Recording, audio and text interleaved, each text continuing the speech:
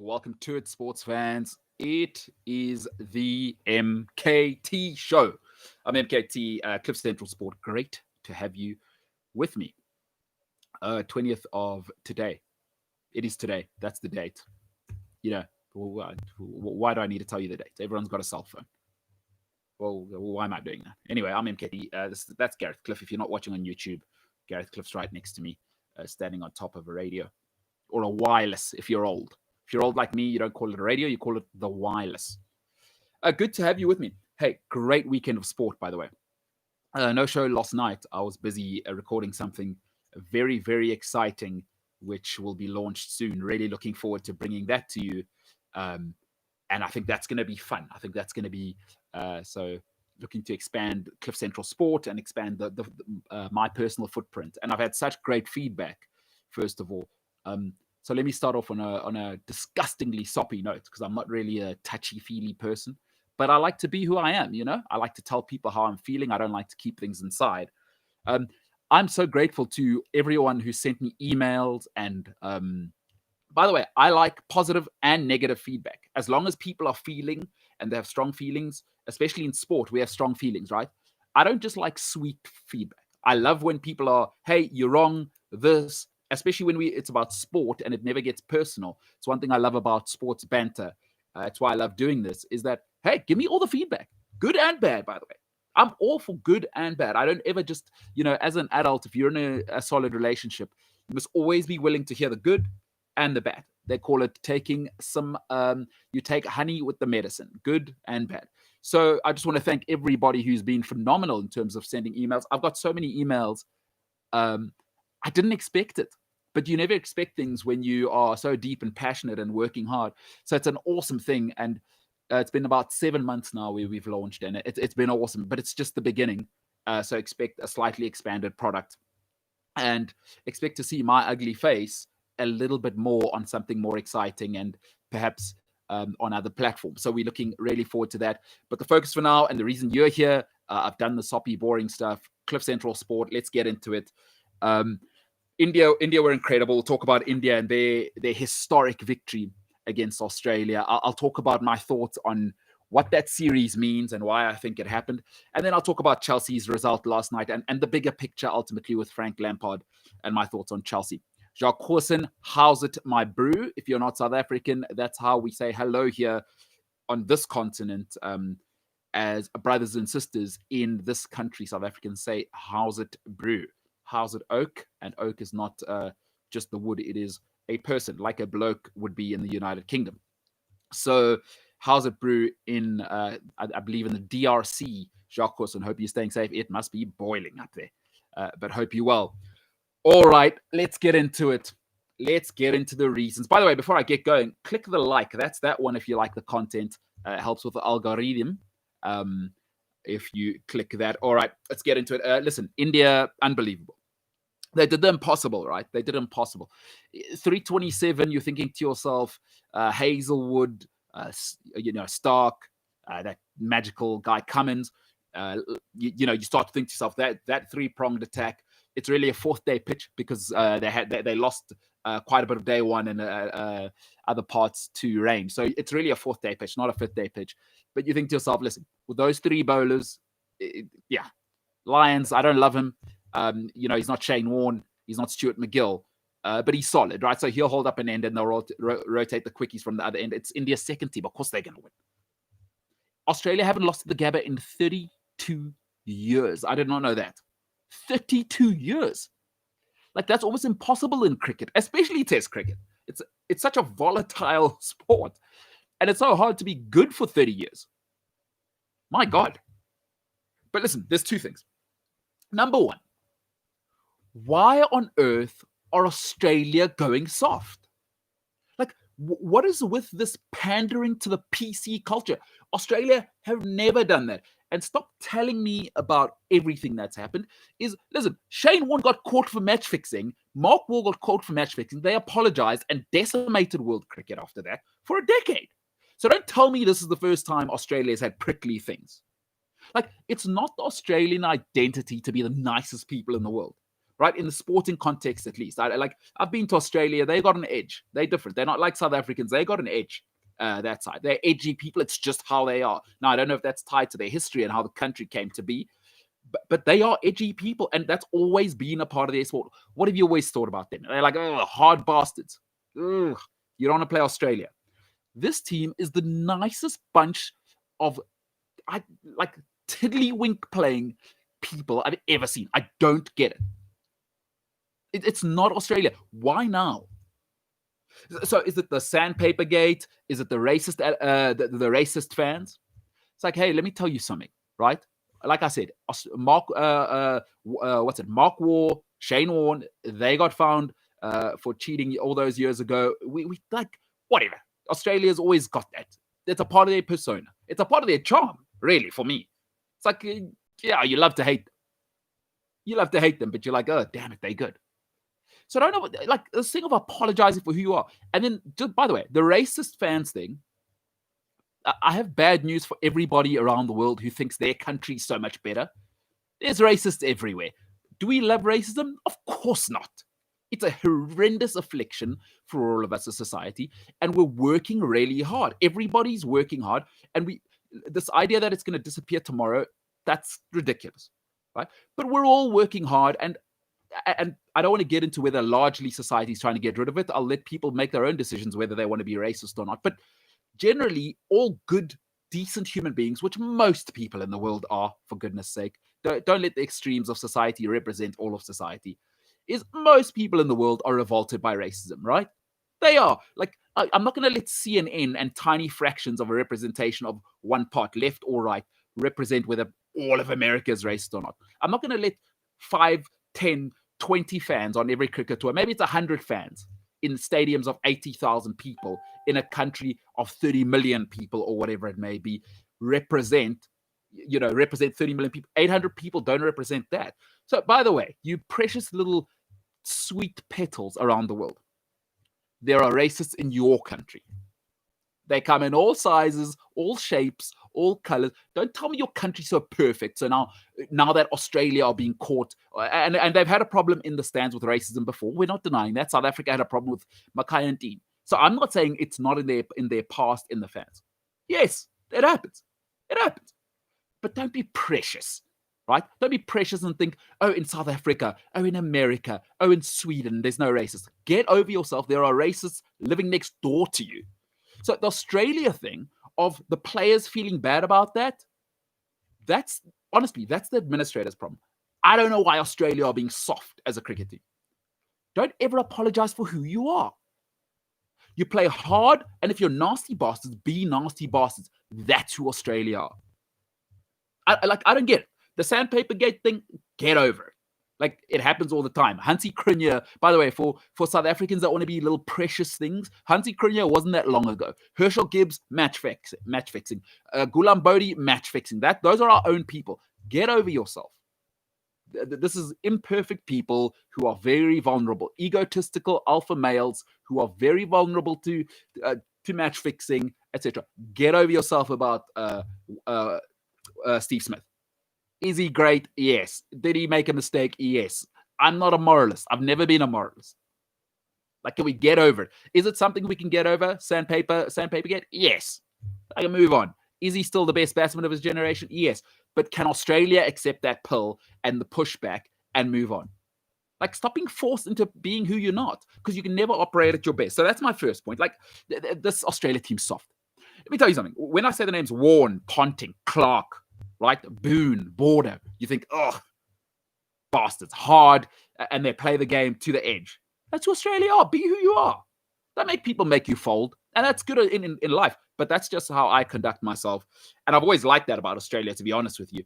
They're a little bit cocky, and they think they're better than they are, and they drive and they push the rules to the limit.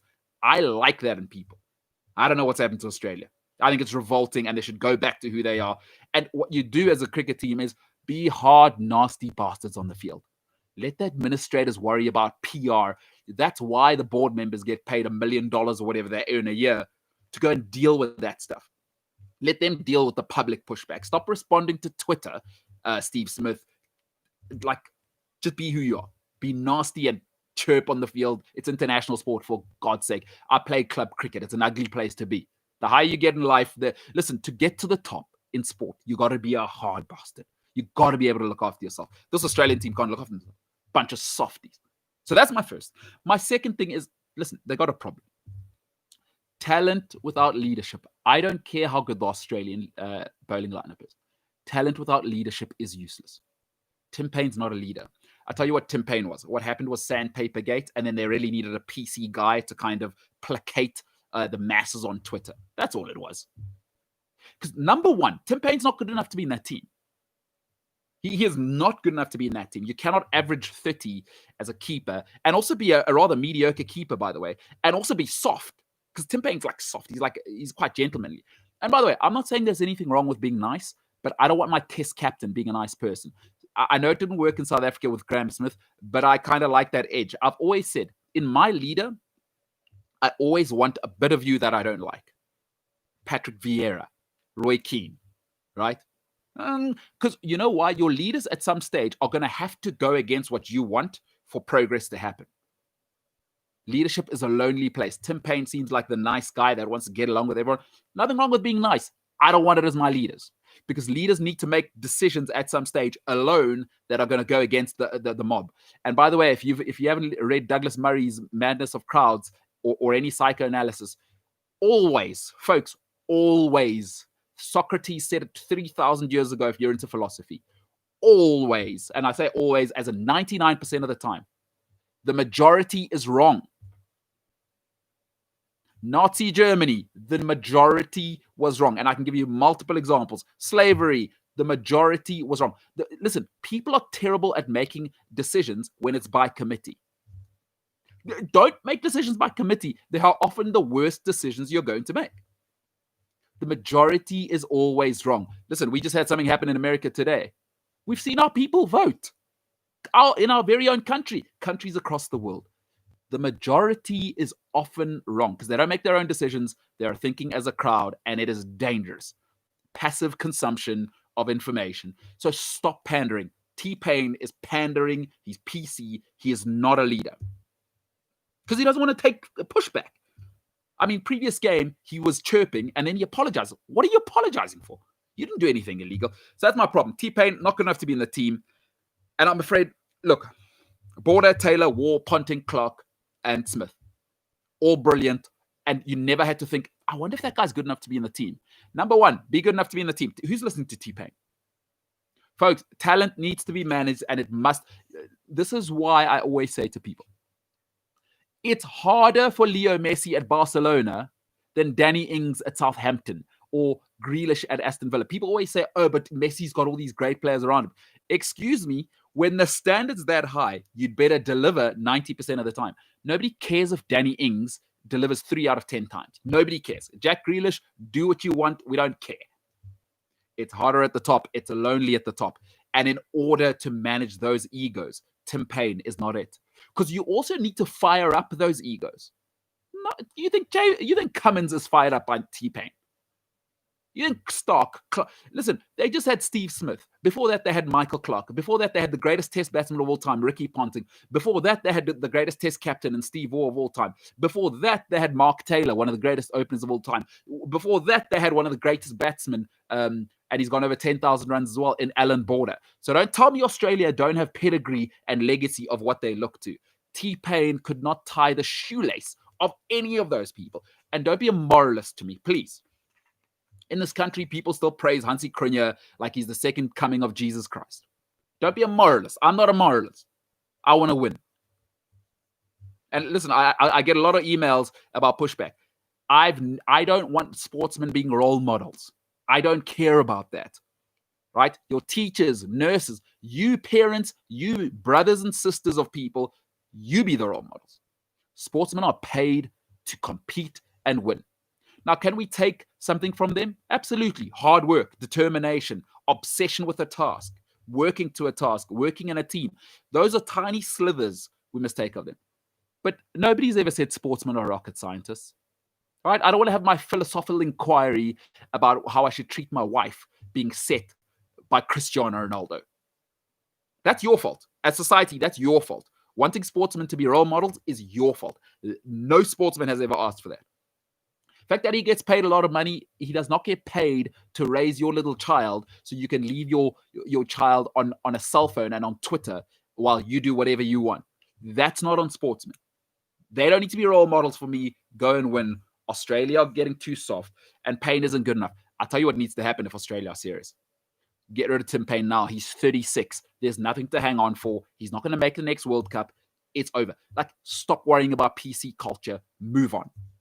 That's what I take from this series win. Congratulations to India. They were brilliant with the second team. And to go and win at the Gabba, first time in 32 years, give credit where it's due. India, fantastic result. On the other side, Australia, you got a lot of thinking to do. Talent needs to be managed. T-Pain, he ain't the guy. All right, love to know what you think. MKT inspires on social media. Otherwise, Cliff Central Sport. Slide into the DMs. Otherwise, it is sport@cliffcentral.com if you'd like to be on the email.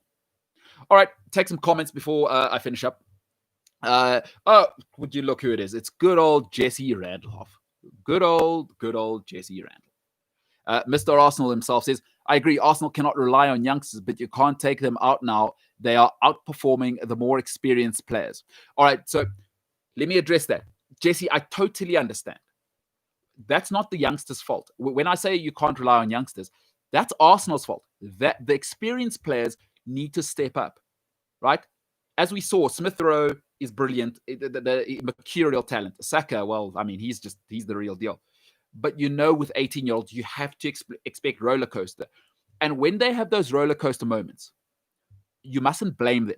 What you must do is protect them, because you're still allowing them to grow as men, quite literally physically, but psychologically, in order to take the pressure and take the load on their shoulders. So you've got to say, okay, 50% of the time, they may be out of this world. But the other 50% of the time, you cannot say to them, it's your fault. That's why you have Aubameyang. That's why you bought Willian and made him one of the highest paid players in the Premier League. Right? That's why you have Lacazette. That's why you've got Bernd Leno. That's why you've got Xhaka. Those guys must be 8 out of 10 times accountable. Bellerin. So I agree with you, Jesse. At the moment, you can't. But that's not a sustainable model for Arsenal. Please don't think Saka and Smith Rowe are the answer until the end of the season. They are not, because they will have a dip. Physically, they'll erode, and mentally, they just aren't there. No 19-year-old, no 20-year-old is ready to take on a task of being the leader of Arsenal Football Club. It's never happened before, and it'll never happen. It's asking too much. Be reasonable. And also, when you burn people out, I saw it with Alexandra Pato, right? I saw it with Robinho with what happened with him. I saw it with Ronaldinho, in fact. At a young age, they put too much on them, and you burn them out. Mentally and physically. So I agree with you, Jesse. They have to stay in. But if I'm Arsenal, please don't think it's sustainable to keep pressure on them. Jesse says, so it's a Conor McGregor fight on Sunday. Are you watching it? My money is on McGregor, the MJ of MMA. Totally agree with you. Listen, he smacked Poirier in the mouth last time. That was, 5 years ago? 6 years ago? I'm a boxing guy, but I will watch Conor McGregor anytime. And I think in the biggest moments, the stars come out to play. They really do. You always see the big guys. I saw Conor McGregor relaxing on an $800,000 a day yacht, and he's looking yoked. I think he's going to smack Poirier in the mouth. I'm looking for a third-round stoppage. And Jesse says, I agree with Gareth. You're sounding less and less as a communist. Well, that's not true.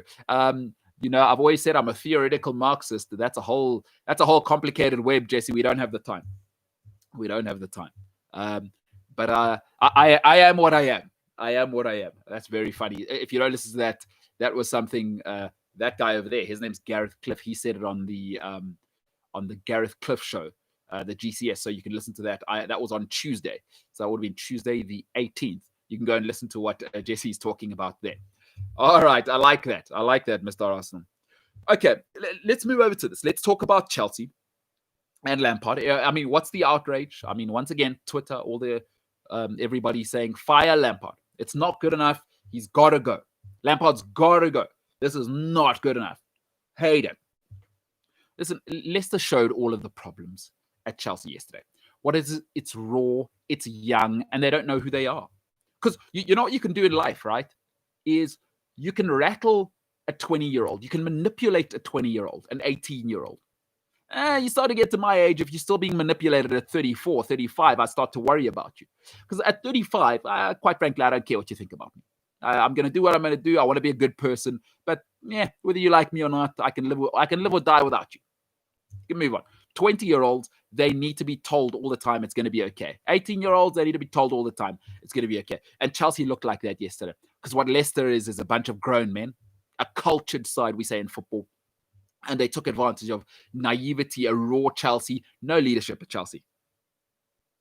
Right? They're raw, young, but so is their manager. And I've always said this. The team in any sport will always resemble the personality of their manager. And what Lampard is an extremely intelligent guy, but he's raw and young and naive as a manager. Chelsea still vulnerable to the counter. He thinks he can play 6 attacking players against Leicester. I thought it was, tactical suicide. But okay, that's fine. Don't sack him. Could everybody just relax? It's his 3rd season as a manager in his whole career, number one. In his 2nd season, with no signings, right, he just lost the best player the Premier League's had in the last decade. He lost him, had a transfer ban, and he just had a 20-year-old to replace him in Pulisic. That's not going to work. Eden Hazard was out of this world. Top 20 generational players of his time. You lose him. Listen, Man City just lost David Silva. What do they look like? Look how long it's taken them. And everybody loves Kevin De Bruyne, but let me tell you right now for free. Kevin De Bruyne is not on the same planet as an overall footballer as David Silva. If Kevin De Bruyne can maintain this level for another 10 years, I'll say yes. But David Silva is the best number 10 this league's ever had. And you're seeing it at Man City because they're not the same Man City. Don't give me Aguero. Don't give me all of that. They still got plenty of talent, but they don't look the same. Chelsea were never going to be the same without Hazard. It's going to take you probably 2-3 years to find the talent to replace him. And if you can't replace him with an individual, which is impossible, he's the best player the league's had for 10 years, is you have to replace him with team cohesion and chemistry. Lampard, less than 12 months ago, came 3rd in the league, having lost the best player, and played a bunch of kindergartners. For goodness sake, I don't think Tammy Abraham's good enough to be in a top 10 team, but Lampard came 3rd with Tammy Abraham as a main striker. Stop it. Another thing that Chelsea don't have, they don't have any leadership.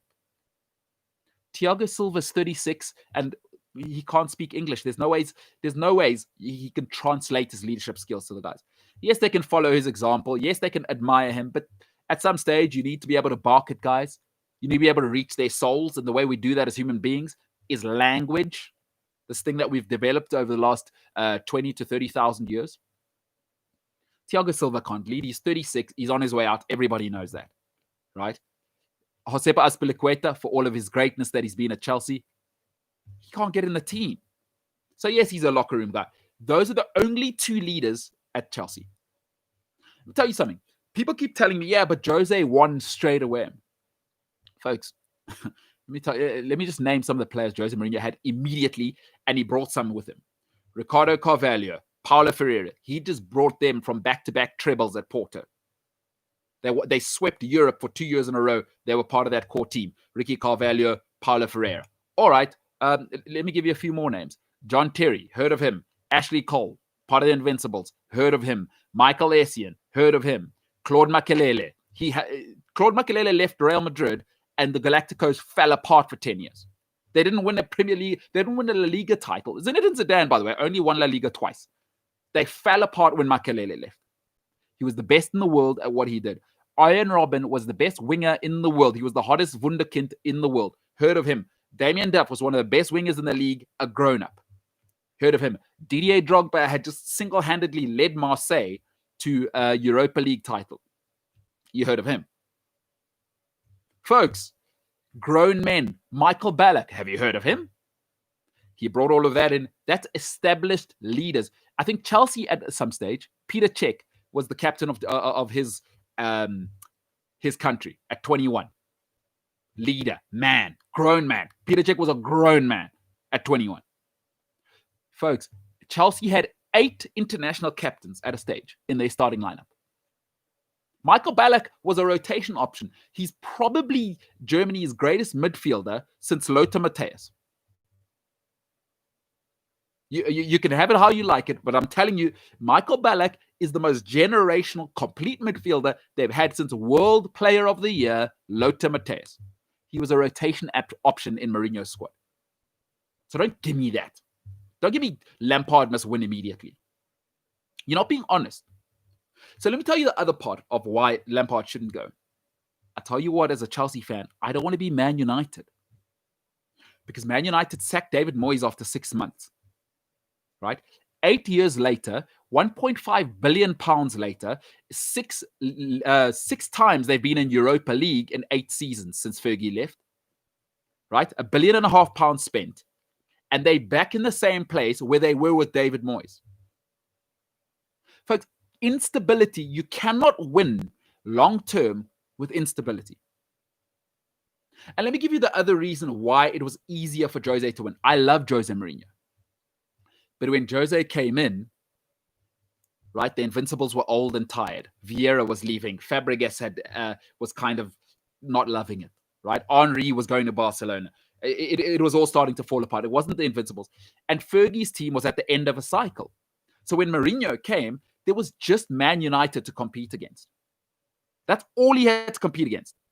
Be honest with yourselves. Arsenal were dead then, and they've never won a league title again since 2004. Frank Lampard has come in as a rookie manager to the most competitive football league situation in the history of the sport. Anywhere. Even Italy in the 90s. Italy in the 90s, trust me, I love Inter Milan. I follow Serie A very, very closely. They only had 3 teams in then. It was the 2 Milan teams, Juventus. That's it. Fiorentina came for a little bit, but then, please, that was even late noughties. Frank Lampard, at the very same time, in his rookie years, is up against Jose Mourinho, Klopp, Pep Guardiola, and Brendan Rodgers, who came so close with Liverpool, winning the title, with a mediocre Liverpool, where it was just Suarez. Frank Lampard, really for me, this is Frank Lampard's first real season. Folks, he brought in 6 players. You can't have that sort of turnover with no leadership and expect Frank Lampard to be Man City. Pep Guardiola has spent 4 times the amount of money that Frank spent. It took him 2.5 years to win. Right? Jurgen Klopp spent the same money, right? And in fact, has spent double or triple the money, which is about 600 million pounds that Frank Lampard has spent. And it took him 4.5 years to win a title. People think Jurgen Klopp arrived yesterday. It took Jurgen Klopp 4.5 years to win a title, with all the money in the world spent. Twice what Frank Lampard has spent. All that experience coming from Dortmund. Took him 4.5 years. It took Pep Guardiola 2.5 years. He spent 700 million pounds. Took him 2.5 years to win the title. Took him 2.5 years to create a beast of a team. Frank Lampard, this is Lampard's first season. He had a transfer ban last season and performed a miracle. Now, I'm not saying we shouldn't be skeptical of Lampard. I'm skeptical, but ultimately, you got to sit back and say, what's really happening here? You have a rookie manager in the most competitive environment in the world. You got Jose Mourinho, right?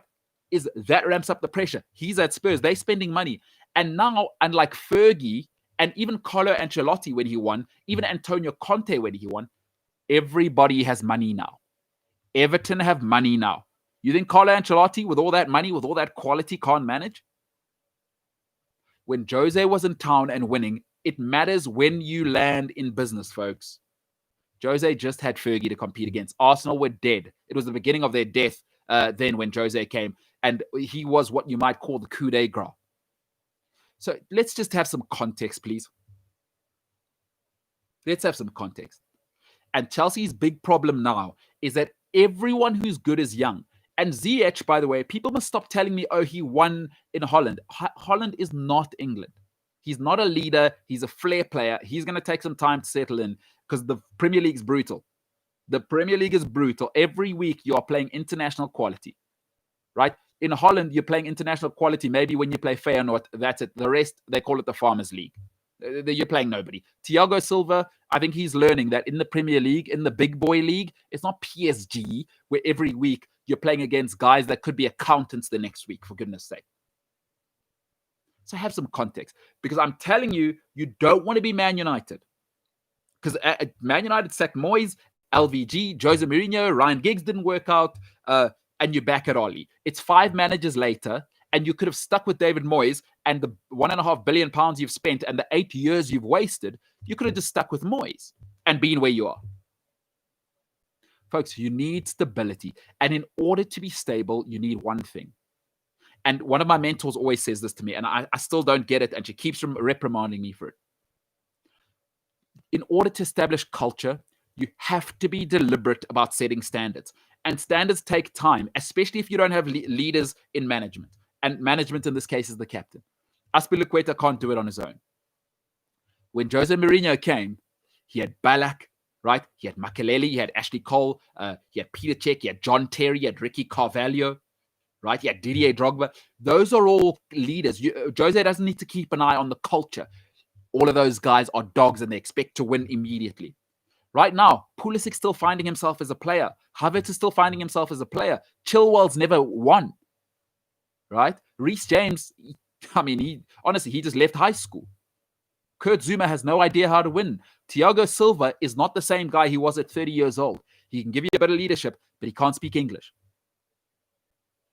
You must be deliberate about setting culture. And I'm afraid part of setting culture is getting rid of bad habits. And that's hard. Frank Lampard's learning the hard way. It takes time.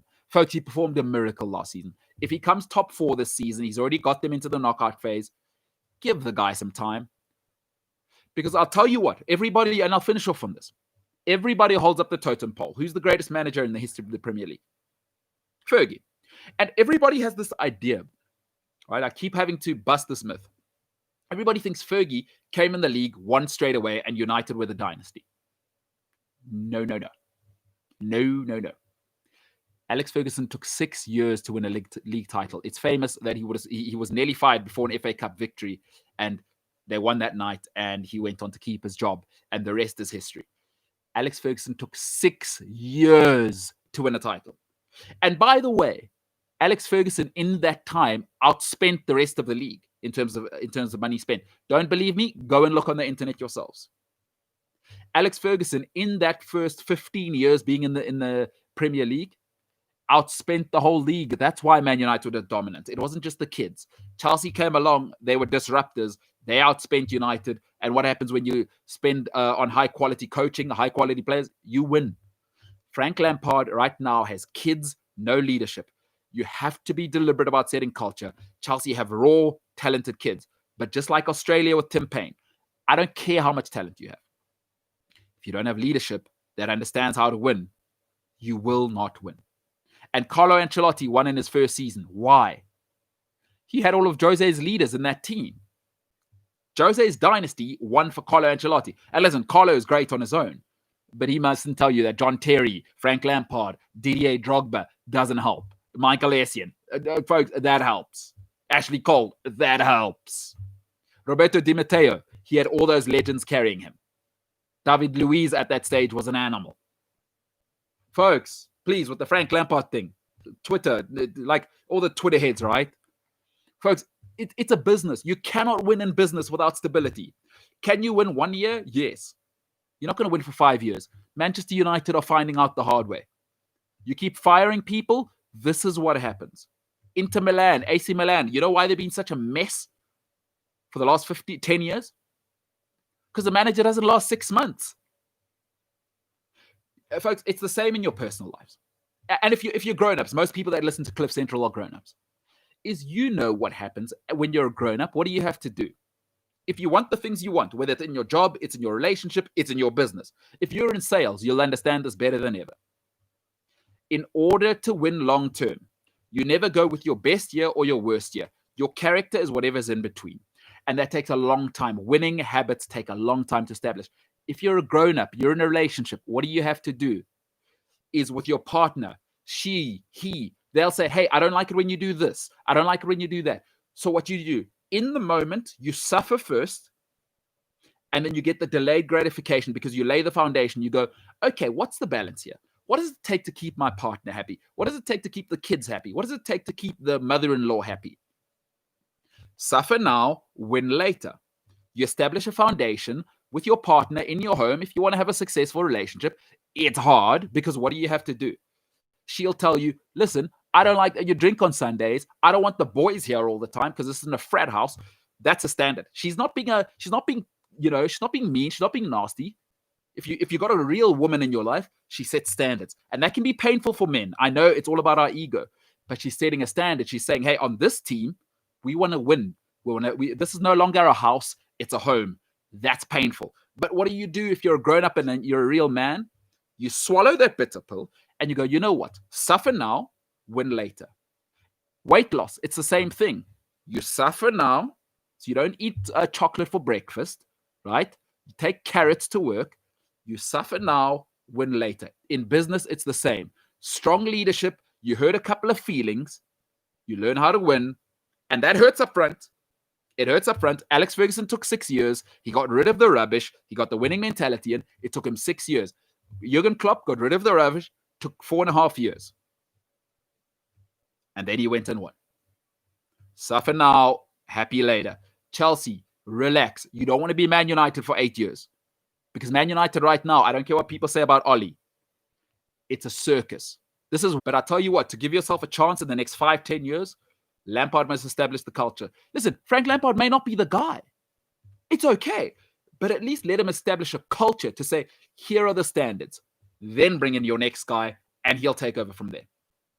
Because when Carlo Ancelotti came and won in his first season, the league and cup double, the standard already existed. Ashley Cole knew the standard. John Terry already knew the standard. David Luiz knew the standard. Peter Cech knew the standard. Didier Drogba knew the standard. Frank Lampard knew the standard. But there's no standard at Chelsea right now because all those legends are gone. It's the end of an era. It's Liverpool and Man City's time now. And listen, Man City are feeling the pinch because Vincent Kompany knew the standard. David Silva knew the standard. Sergio Aguero is on his way out. He knew the standard. And then the coaches didn't have to worry about the locker room. Right now, who's leading that locker room? Reece James? Kurt Zuma? Bernard Mendy? Timo Werner? Christian Pulisic? Come on. Folks, we all work. We all know when we have good bosses because what do? They make us get up an hour earlier. They drive us. They set a standard. And we've all worked at bad companies where the leadership's meh. Generally, you're out of that job. That company's shut in 2-3 years. So relax. If you're a Chelsea fan, it's ridiculous to suggest Lampard should be fired. Certainly not after what he did last season. Listen, he comes 6th this season. I still say keep him. Establish the culture. I'm a Chelsea fan. It's painful. I don't want to lose. But hey, I'm a grown-up. I work in the real world. I know things take 2 or 3 years to establish as a culture. Even in my business. No show takes off within 18 months. There's a golden rule in my business, folks. If you work in media, let me just tell you, or you want to get into media, or you want to start your own podcast, I got some good and some bad news for you. If you're good and you're consistent, you'll get to the top, right? But the golden rule is 3 years. Give any program 3 years. It's the same in business, right? Listen, so let me tell you something. 91% of companies are closed within 3 years. That's how hard it is to win. Lampard's, listen, he's competing in the toughest league ever. Listen to this. Jose, Klopp, Pep, Rodgers. Those are all in the league right now as managers. When Jose was winning, all he had was Alex Ferguson. Arsenal were dead. So give some context. Those are my thoughts. All right, finish off on some comments here. Jesse says, I think Sarri would have been a great manager for Chelsea with this current team. As long as Lampard is there, I feel comfortable playing against Chelsea. Just saying. Look, with Sarri for me is I don't understand the hype. He came 4th with about £180 million spent.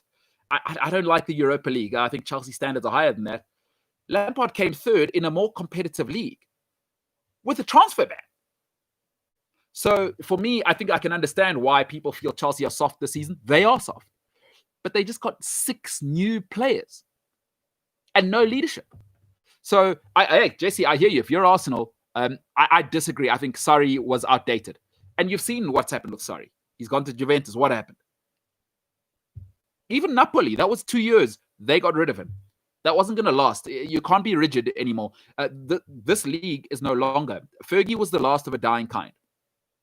To your point, Mr. Jesse Randolph, Arsene Wenger was honestly, he was an analog product in a digital time. These old managers with I want all the control and I'm gonna lord it over my players doesn't work anymore. Why do you think Jose Mourinho can't last anyway?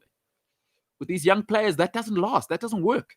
It's a new time. You need people that can evolve, managers, and that can work with young talent. Sorry, he wasn't going to last. And you know how I know that? He didn't last at Napoli. He didn't last at Chelsea. He didn't last at Juventus. Listen, that can't all be about the clubs, right? It's a bit of a sorry problem now, right? If you can't last more than 2 seasons at any of those clubs. Napoli was 2 seasons. Chelsea was 2 seasons.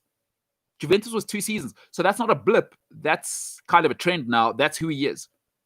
And I'm afraid if you can't adjust, you got to go. I'm afraid. So I didn't like Surrey from the beginning, and I'm glad he's gone as a Chelsea fan. But Jesse, I'll take you at your point.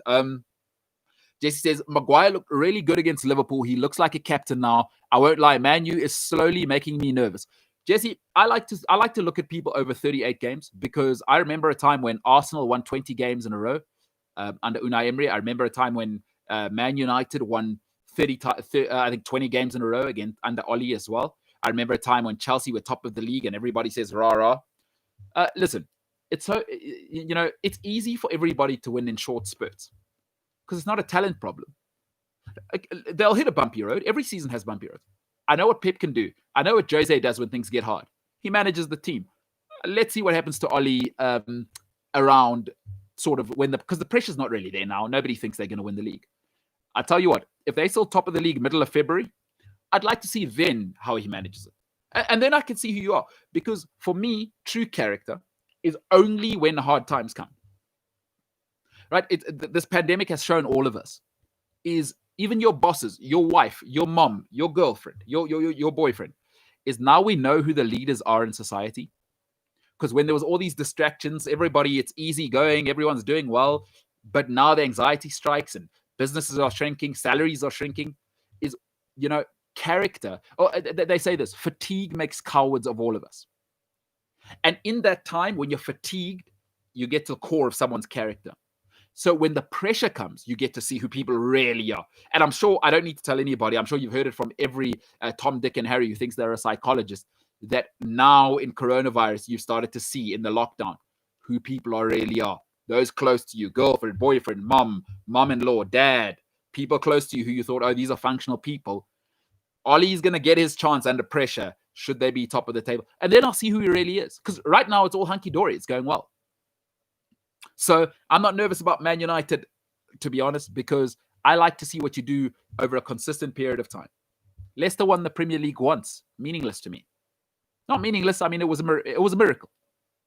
Okay, Man United, when the pressure comes, and now Man City are coming. Everton are coming. Can Man United do it over 38 games? I'm doubtful.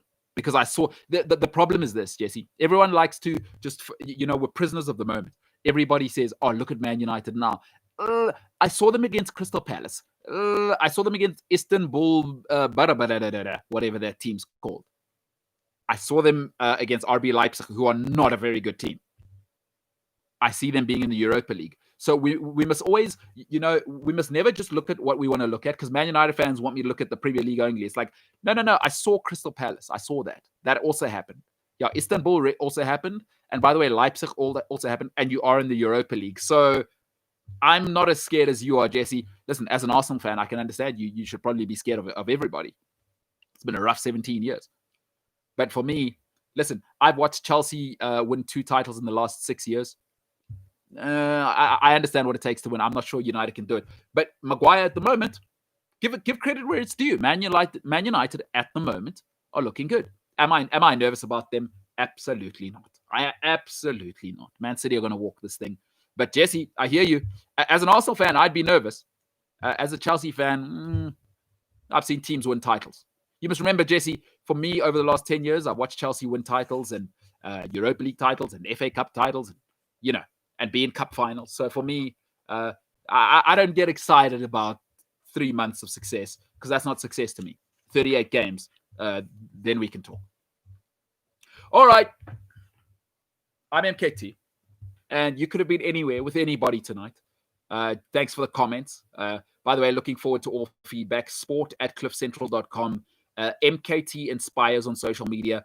Feel I give you permission on this public platform to slide into the DMs or sport@cliffcentral.com if you prefer to email. And I read, for now, I read every email. I promise you, I've got a couple in the backlog because it's getting harder and harder with the great support.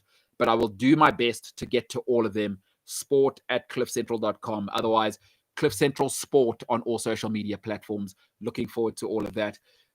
Before you go, click like. That really helps the algorithm and the show grow, and it is growing nicely thanks to all of you.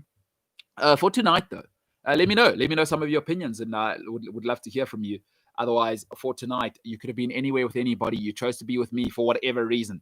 Terrible decision. So if you're running away from a fight with your girlfriend or boyfriend, and this is the reason for that, I'm happy to do that. I'm happy to be that. But I can't believe you chose to do this for 45 minutes. Incredible. By the way, I'm actually, it takes a lot for me not to tell you what's coming up. So I can say it now, from February, maybe towards the middle, towards the end, just so you know, the show will be going to a format of 2 hours a day. So just a heads up for all people that are listening. And the show will be moving. We're confirming a time, but for now, and TBD. So this is subject to change, but I just want to put it out there. The show, so while you're at work, you can listen to us. It will be moving from 12 to 2 p.m. So midday to 2 p.m. That is the time for now.